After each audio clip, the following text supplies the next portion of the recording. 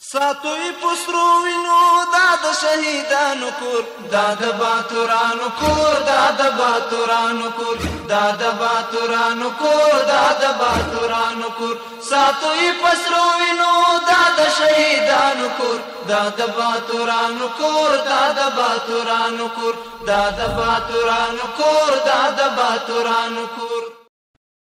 د بالغ ملي رادیو قدرمن اوریدونکو سلامونه او نیکی هیلې مې ومنئ. اوس هم پام وکړئ د دې ساعت خبرونو ته. ویان بشیر بشردوست. د بلخ ولایت والي حاجي ملا محمد یوسف وافا د هیواد د ازموینو ملي ادارې لوی رئیس شیخ عبدالباقی حقانی سره په خپل کاري دفتر کې وکتل چې په دې کتنه کې د 1404 کال د کانکور ازموینې اخیستلو بشپړوالی په تړاو تفصیلي معلوماتو ورکولو سربیره اوسمهاله ازموینې د یوه منظم سیستم له لارې اخیستل کیږي او هیڅ ډول انساني لاسوهنه پکې ځای نه لري. د لیدنې په پایل کې د هیواد ازموینې ملي ادارې رئیس شیخ عبدالباقی حقانی د خپلو خبرو پر مهال ویل چې الحمدلله 1404 کال د کانکور ازموینې پروسه په ټول هیواد او په ځانګړې توګه په بلخ ولایت کې په شفافه بڼه ترسره شوه چې په دې ولایت کې سږکال 4291 تنه زده کوونکو د کانکور ازموینه ورکړه. همداراز ښاغلی حقاني زیاته کړه چې سږکال په ټول هیواد کې د کانکور ازموینې ملي پروسه کې د ګډونوالو 100% زیاتوالی راغلی او هیڅ کومه انساني لاسوهنه پکې نه ده ترسره شوې. نوموړی همدارنګه د ازموینې ملي ادارې د نظام او ولس ترمنځ د اعتماد وړ اداره وبلله او ټینګار یې وکړ چې د کانکور په پروسه کې هیڅ ډول کومه تخطي نه ده ترسره شوې بلکې په پوره شفافیت او عدالت سره تر دې دمه دغه لړۍ په یو شمېر نور ولایتونو کې هم دوام لري. په همدې حال کې د بلخ ولایت والي حاجي ملا محمد یوسف وافا په داسې حال کې چې د ازموینې ملي اداره یې یو تر ټولو مهمه اداره وبلله او ویل چې د دې ازموینې له لارې وړ او بااستعداده ځوانان بریالي کیږي. ښاغلی وافا همداراز په دې ولایت کې د هر ډول همکاریو ډاډ ورکولو سربیره زیاته کړه چې هڅه باید وسي چې په دې نظام کې نوي ځوانانو ته د کار کولو چانس ورکړل سي ترڅو د مسلکي ځوانانو څخه د خپل هیواد په آبادۍ او سوکالۍ کې کار واخیستل سي. د بلخ ولایت د نهرشای ولسوالۍ په مربوطاتو کې د 3.15 کیلومتره سړک د جوړولو چارې د کلیو د بیارغونې او پراختیا ریاست لخوا د اکټې دفتر موسیب په مالي ملاتړ او د ځایي خلکو په همکارۍ سره بشپړ او ګټې اخیستنې ته وسپارل شو.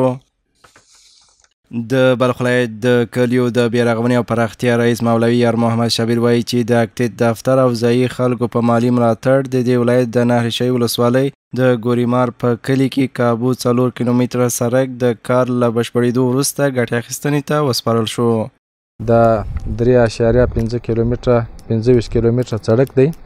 چې دا د غندک په کلي کې او ورسره د ګوریمار کلی دی ورسره د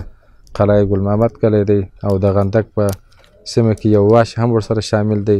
چې دا نن ورځ موږ تاسې عملا افتتاح ګورو. ورته مهال د سیمې یو اوسیدونکی عبدالصادق د یاد سړک له بشپړېدو څخه ستاینه وکړه او دا یې په سیمه کې د ترانسپورت او ټولنیز وضعیت د ښه والي په لور یو ارزښتناک ګام وباله او د ورته پرمختیایي پروژو پر دوام یې ټینګار وکړ. مشکلات سابق ما در هر دو قریه از سرک ارتباطی داشت که سرک‌ها مشکلات زیاد داشتن. واقعیت که جغل اندازی نبودن از نگاه خاک و آب و چیز بسیار مشکلات داشتن. حال شکر الحمدلله فی الحال که در ارتباط به این که جغل اندازی شده است یک چیزی مشکلات سرک ما برطرف شده است. د بلخ ولایت د کلیو د بیارغونې او پراختیا ریاست د افغانستان د اسلامي نظام په جوړښت کې یو له مهمو ادارو څخه دی چې د کلیو د بیارغونې او پراختیا وزارت تر چتر لاندې فعالیت کوي. دا څانګه د بلخ ولایت په کلیوالي سیمو کې د پراختیا پروژو د همغږۍ پلي کولو او څارنې مسؤلیت لري. د بلخ ملي رادیو قدرمن اوریدونکو دا د دې ساعت خبرونه تر بیا مالا پامان او تاسو ته ښې چارې.